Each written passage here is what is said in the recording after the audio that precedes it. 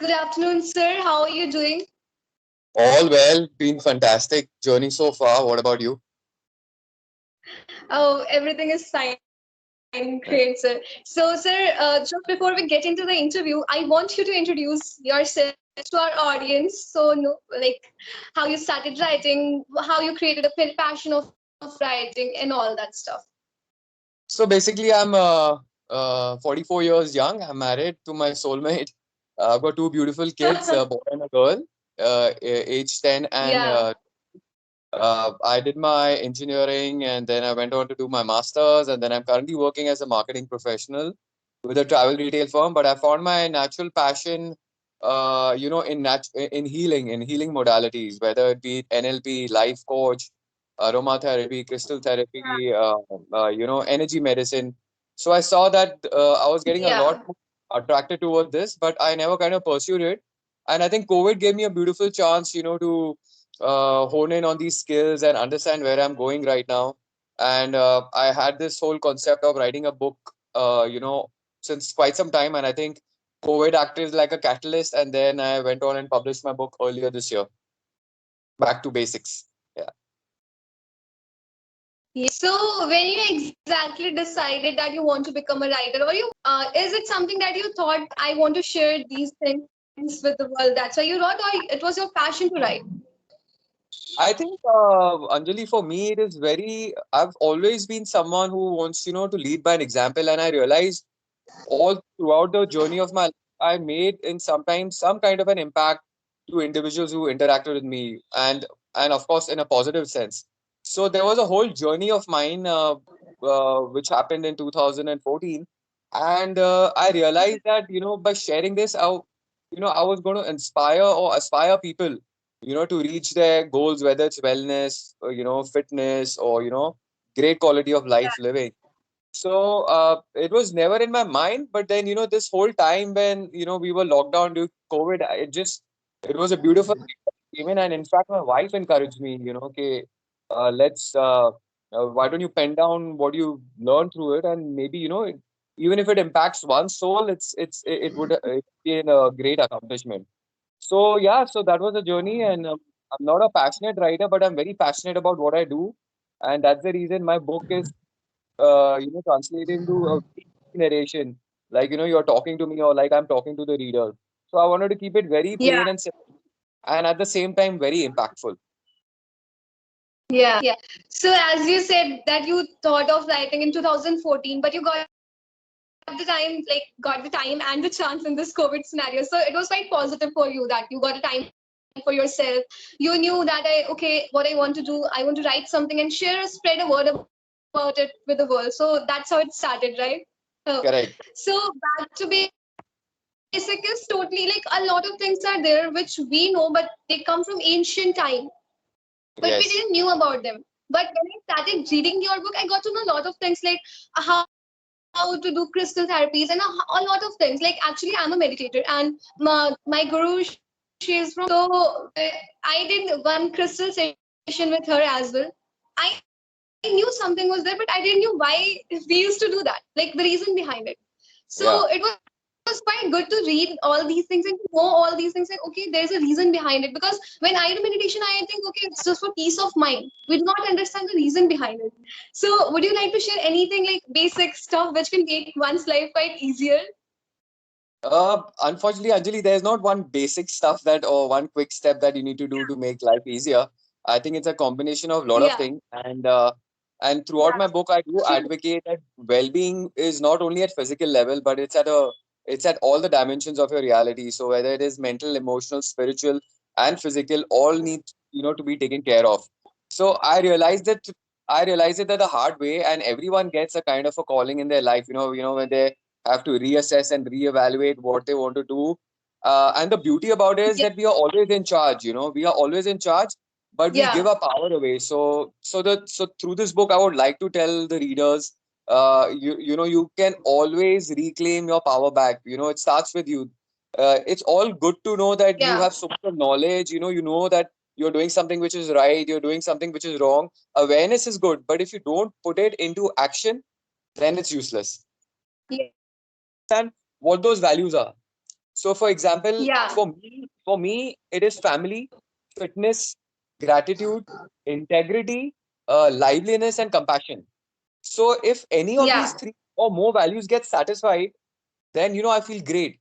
If these none of these get, Yeah. or just one or two get satisfied, you don't feel that great. So this acts like a, till you don't do that deep dive research to understand what drives you and what you get put off with, you'll never be able to make that right choice or the right decision where you want to move forward. So that's very important.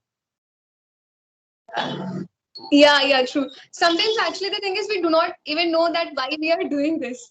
And sometimes we are Exactly. just like sometimes when I do a lot of work and when it's time to go to bed, a lot of times what I think am I the part of this rat race? Am I trying to keep up? What why I'm working so much? Is it so important? We can be happy in minimum. Like that's what always like when it's 10 or 11. Sometimes I work till 2, 3, and then a thought comes like, why am running in a race? I am a human being. I can do least of the work and then I can just survive. So like I don't understand. So that's what I want to ask from you. Like, why those things happens with us? But that's the beautiful part, Anjali, that you're maybe a very few percentage of a population who is asking this question. The first point is to ask that question. and Yeah, and the youth of today are basically so engrossed in, like you rightly said, that the rat race, because 100 people are going in this direction, or my parents have got this set expectation for me, or my yeah, colleagues are doing so well, I need to do that. But that's not what you are. Everyone has an individual stamp and identity and characteristics that they operate from. They have their own core values. So you are an individual yeah, uh, identity, a different personal stamp in this whole universe. You got something to do. You need to follow that. So it's very difficult to do that, and you will constantly face these what I call pressures of life, or life has to throw to you. But you need to separate the clutter, noise, and have this laser focused vision. A, what are your values? hmm, Understand what your conditioning is. What are your limiting beliefs that you're holding? Have a clear cut objective, then based on what you have and know yourself, and then visualize and break it down into action points on how to achieve them.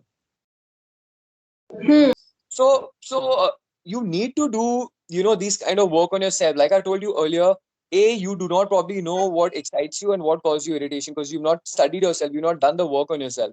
So you'll never know because your core values act like your guiding star to tell you, this is the path you need to yeah, choose, and these are the values that need to be satisfied for you to feel, because you've come with in your own inherent qualities and values which no one else has, and hmm, it is you. Second, you probably will try to do an evaluation, or you should do right now to understand, okay, how do I achieve a good work-life balance? Now, a work-life balance is different for you, will be different for me. There is no set, perfect, yeah, ideal of life. And it can never be perfect. Your yeah, all the areas of your life will always be, out of sync, or, really needs attention. Now, it is only for you yeah, to realize, and for me as a coach only to guide. Okay, do the groundwork, Anjali, realize which area is really out of balance, and let's focus on that huh, one goal and try and get it into focus. So then you kind of have hmm, you have like a framework that probably, say for example, hypothetically in your case, you feel relationships, whether it's social, whether it's personal, whether they are friends or colleagues, or whether it's family, you feel that there is a lack happening in that. So then what do we do about it? We can always focus on a problem. That's we are always hard and brain wired to do. But we need to start focusing on what solutions and options we have with us. So then we start pointing down what I want to achieve 6 months down the line when it comes to my relationship, what I need to do. And then you work on how do you want to do it? Why should you do it? Does it satisfy hmm, me? Are my beliefs and conditioning coming in the way? Are my core values getting satisfied? So everything falls in sync. So you need to pick up one area of your life which you think which you're out of sync with and start working on it. Just knowing, just now said, just knowing that I know I'm not working, that I don't spend time with my family, or I don't have social friends is one part of it. You're focusing on the problem. Now you need to start working on the solution to address it. So that's what we need to do. So you have to stop some procrastinating and taking actions. Yeah. sometimes what happens there's a lot of lots of beaches in Vishakhapatnam. So when I was in Vishakhapatnam, I sometimes I try to go out and chill around with my friends and all. What happens if it's been 1 hour, 2 hour? Then I start thinking, Arey yaar, I should have done this much work in this time. Why am wasting my time? I should go back and again work. So it's very difficult for me to, like, I cannot be मतलब calmly एक जगह पर बैठ के कि let's just chill. I cannot be like that. It's very difficult for me. So it's difficult, and it's difficult for many people because the problem is we are not living, we are just thinking. We have stopped living in the Yeah, present moment and enjoying it. And whenever we surpass yeah, something which we're doing good for ourselves, we feel like, oh shit, how can I be so greedy? How can I be so selfish and just pampering myself and not thinking about? And then your egoic mind comes into play and says, like, I should be heading back and doing work and doing, what I need to yeah, do. I need to make money. I need to do this. And I'm just sitting on the beach and just trying, just wailing away my time. So all this will yeah, happen till you don't take charge. Today, mind is a horrible master, and we are its great servant. But as our old Vedic scriptures have always told us, that mind is one of your tools. So you need to become the master of your mind rather than the other way around, which is happening. So when this happens, you would know it. Okay, I need to think right now to get work done. I'll use my tool. When it doesn't, it needs to keep quiet. So and we have to practice, yeah, because from birth we've been conditioned by our parents first, then our friends, then our colleagues, then our peers, then our relationship. We are such a conditioned human being that we are always operating from our filters of our mind. So like how you said, and typical example is because your mind is so overstimulated throughout the day that a certain calm when you want to spend with yourself, your mind will not let you do that. So the idea is, how do you starve the mind of the energy that it seeks from you? In the end, you need to realize you are the one who's giving your thought patterns, all emotional feelings, importance, and energy. How do you know that which thought to give importance to and which thought to pull away the importance from? That is totally your power and your responsibility. And that, so let me interrupt you and tell you that when you're talking, a strong belief is coming from your end, saying that if I have to achieve a big goal, I have to sacrifice something. Now, this is a conditioning and a strong yeah, belief instilled in you, right? So, but it could maybe yeah, also be for a certain person that he's hugely successful by not sacrificing anything, but by enjoying what he's doing and passionately what he's or she is following. yeah, So you realize this is a yeah, typical example that you are talking of a very set belief that if I have to be successful and achieve something great in life, I have to make sacrifices, I have to do it. And then you satisfy yourself. Rather, the mind satisfies you that this is what you need to do. Then we have to, as a coach, I have to go deeper and realize from where did the belief come from? Why did you identify so strongly with it? What has happened that's caused you to believe that? So this is your map of the world. yeah, So you have already formed a set belief that to be really good at what I do, I need to make sacrifices and I need to do that. I'm not going to judge you by yeah, saying that it's right or it's wrong, but I'm just telling you how these beliefs are formed with us. yeah, yeah, true. So, sir, I'm gonna ask you another question. Have you ever faced challenges in your journey, and have you ever thought of giving up and like switching? These days, our generation is quite not very a lot of stable, and someday we are doing something, and someday we feel like we should do something else, and we're not happy, satisfied. So, do you also feel like that? Have you ever faced these challenges? Like, I need to switch my career option, I need to be something else, and something like that. So, rightly said, I have faced innumerable number of challenges in my life, and I thank each and every one of them because each and every one of them has been a great teacher. So either we look at a challenge or a Yeah, difficulty in our life as if or get overwhelmed by it and you say, why it's happening to me and play the imposter syndrome yeah, or the victim card. Or you can say that there is a learning from me and what this situation hmm, is teaching to me, I need to understand that. Because if we don't understand that lesson, that that situation or circumstance will keep on repeating in your life. And I know it, and there is a smile on your face because there are certain things in my life because that has repeated like 6 or 7 times till I don't learn the lesson and move on.